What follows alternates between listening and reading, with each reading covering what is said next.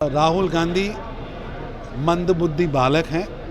उनकी पार्टी भी उनको सीरियस नहीं लेती, गठबंधन के नेता उनको सीरियस नहीं लेते। राहुल गांधी भारत की राजनीति में एक एक्सपायर्ड इंजेक्शन की तरह, आज कांग्रेस की आइडियोलॉजी एक एक्सपायर्ड इंजेक्शन है कि इंडी गठबंधन भू माफिया लुटेरा गैंग के साथ खड़ा है, जिसने 7 दशक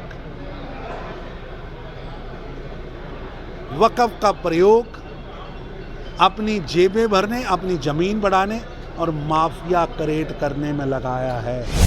वक़्फ़ अध्यादेश, नया कानून किसी भी मज़हब के खिलाफ नहीं है, किसी धर्म में हस्तक्षेप नहीं है, ना मस्जिद में, ना मदरसा में, ना कब्रगाह में, ना मीनार में। नमस्कार, मैं हूं फलक सिंह और आप देख रहे हैं आगाज एक्सप्रेस। बीजेपी कार्यालय में बड़ी बैठक बुलाई गई है, जहां पर अंबेडकर जयंती को लेकर के बीजेपी के तमाम बड़े दिग्गज नेता उपस्थित रहे और खुद बीजेपी के राष्ट्रीय महामंत्री तरुण चुग उपस्थित रहे बीजेपी कार्यालय में। और उनसे जब सवाल किया गया, ममता बनर्जी का जब करारा बयान आया है और साथ ही में तसव्वुर राना को इंडिया एक्स्ट्राडिट किया जा रहा है, उस पर क्या कुछ कहते हुए नजर आ रहे हैं। पहले आइए सीधा उन्हीं से जानते हैं। वक़्फ़ का कानून देश में लागू हो चुका है।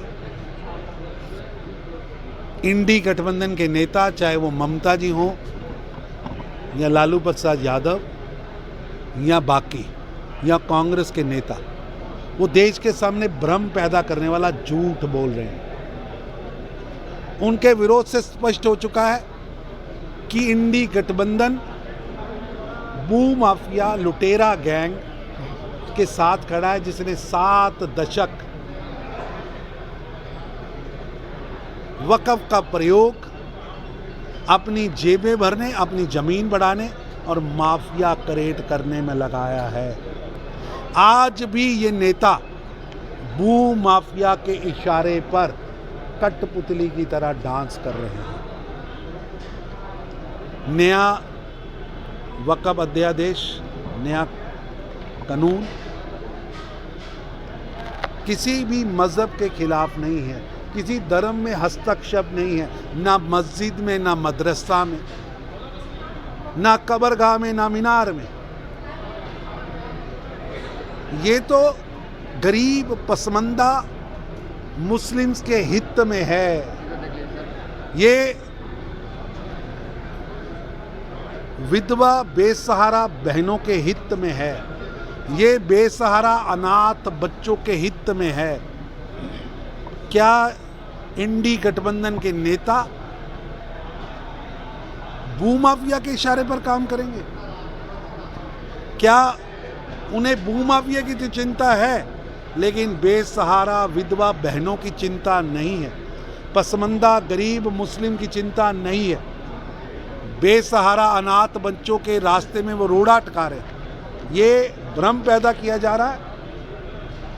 वक़्फ़ के नाम पर राजनीतिक रोटियां सेकने का प्रयास कर रहे हैं। और इन ममता बनर्जी आज नए भारत की जिन्ना के रूप में अपनी नई जिन्ना, ये जिन्ना का नया अवतार है ममता बनर्जी। और टीएमसी जैसे दल 40 के दशक में जिस तरह डायरेक्ट एक्शन में हिंदुओं को मारा गया था, उसी तरह अब टीएमसी के गुंडे मुस्लिम लीग का नया अवतार बनकर उभरे हैं। उनसे गरीब पसमानदा मुस्लिम्स का हित, उनसे विधवा गरीब महिलाओं का हित, बेसहारा अनाथ बच्चों का हित देखा नहीं जा रहा, क्योंकि वो जिहादी मुस्लिम लीग की मानसिकता को ही चला रहे। और कोई आपके सामने आ चुके हैं ये जिन्ना के अवतार। 26/11 हमले का मास्टरमाइंड आज भारत लाया जा रहा है। बहुत सुखद है, स्वागत योग्य है। और मैं समझता हूँ प्रधानमंत्री श्री नरेंद्र मोदी जी और भारत की कूटनीतिक विजय है। भारत ने स्पष्ट कर दिया है कि अब नरेंद्र मोदी जी के नेतृत्व में देश के नागरिकों पर हमला करने वालों को छोड़ा नहीं जाएगा। ईंट का जवाब पत्थर से देंगे और जो लोग भारत के नागरिकों को हमला करेंगे, मारेंगे, वो दुनिया के किसी भी कोने में जाकर छुप जाएं, उनको निकाल कर कॉलर पकड़ कर लाएंगे भी और कानून से सख्त सजा दिलवाएंगे। राहुल गांधी कह रहे हैं कि वक्फ कानून संविधान विरोधी है। वाकई राहुल गांधी मंदबुद्धि बालक हैं, उनकी पार्टी भी उनको सीरियस नहीं लेती, गठबंधन के नेता उनको सीरियस नहीं लेते। राहुल गांधी भारत की राजनीति में एक एक्सपायर्ड इंजेक्शन की तरह, आज कांग्रेस की आइडियोलॉजी एक एक्सपायर्ड इंजेक्शन है। नाम तो पटेल का लेते हैं, नाम तो पूज्य डॉक्टर भीमराव अंबेडकर का लेते हैं, लेकिन एक भारत श्रेष्ठ भारत की पूज्य पटेल जी की कल्पना के विरुद्ध काम करते हैं। नाम तो पूज्य डॉक्टर भीमराव अंबेडकर जी का लेते हैं, लेकिन उनके विचारों के विरुद्ध, संविधान के विरुद्ध काम करते हैं। मैं कांग्रेस और राहुल गांधी से कहना चाहूँगा, आप गुजरात तो गए, नाम तो सरदार पटेल का लिया, लेकिन सरदार पटेल जी के स्मारक पर जाने के लिए राहुल गांधी, सोनिया गांधी, खड़गे और कांग्रेस के किसी कार्यकर्ता के पास समय नहीं है।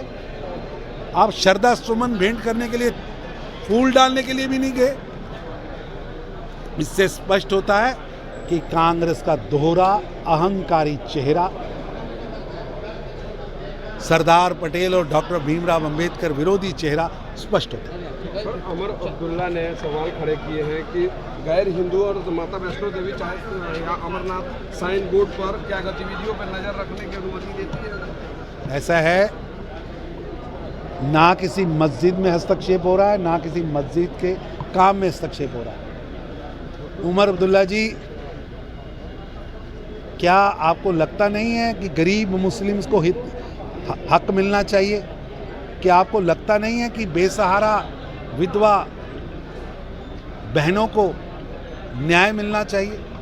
आप क्यों भूमाफिया के इशारे पर काम करना चाहते हैं? किसको खुश करना चाहते हैं? लुटेरा गैंग को, भूमाफियों को, जिन्होंने 7 दशक वक़्फ़ का प्रयोग अपने चहेतों की जेब भरने के लिए किया। इस विधेयक से किसी भी धर्म के अंदर हस्तक्षेप नहीं हो रहा। क्यों भ्रम पैदा कर रहे हैं? और उमर अब्दुल्ला जी से तो मैं कहूँगा कि वहाँ विधानसभा का हाउस लगा है, विधानसभा के हाउस में अपने परफॉर्मेंस बताइए, अपने प्रोमिसेस पर क्या किया वो बताइए। संकल्प को पूरा करने के लिए लगातार काम कर रहे हैं और भारतीय जनता पार्टी ने तय किया है कि इंडी गठबंधन का घिनौना चेहरा, वंचित विरोधी, मैं आपके चैनल पर कह रहा हूं और पूछना चाहता हूं लालू यादव जी से, तेजस्वी यादव जी से, क्या इंडी गठबंधन के नेता राहुल गांधी के पिता श्री राजीव गांधी ने 1990 में वंचितों को मिलने वाले अधिकारों का सदन में विरोध किया था कि नहीं किया था? जनता जानना चाहती है कि काका कालेकर रिपोर्ट का गला दबाने वाले, मंडल कमीशन की रिपोर्ट को दबाने वाले, मंडल कमीशन की रिपोर्ट के खिलाफ, पिछड़ों के खिलाफ के साथ आपका क्या रिश्ता है? जनता को बताइए तो सही। देश को अपमानित करने वाले, वंचितों के अधिकार छीनने के वालों के साथ आपका क्या रिश्ता है? डॉक्टर भीमराव अंबेडकर का अपमान करने वालों के साथ क्या रिश्ता है? देश जानना चाहता है, बिहार जानना चाहता है। जैसा कि आपने देखा और सुना, साफ तौर पर उनका ये कहना है कि जो भी दोषी है या जो भारत देश के खिलाफ सोचते हैं, जो रणनीति बनाते हैं, अब ये वो दौर नहीं रहा है जहाँ पर वो बच करके निकल सके और दोषियों को सज़ा मिलेगी। और ये एक बहुत बड़ा कदम है और ऐतिहासिक कदम है तसव्वुर राणा का, जो एक्स्ट्राडिशन चल रहा है उसको लेकर के। और साथ ही साथ में ममता बनर्जी पर करारा प्रहार करते हुए नजर आए हैं और एक तरीके से उन्होंने साफ स्पष्ट कर दिया है कि वक्फ बोर्ड कानून जो लाया गया है उससे साफ तौर पर उसका मकसद है जो गरीब तबके के मुसलमान लोग हैं, भाई है अपने, उनकी भलाई हो, उन्नति हो। जुड़े रहे हमारे साथ, देखते रहे आगाज़ एक्सप्रेस। धन्यवाद।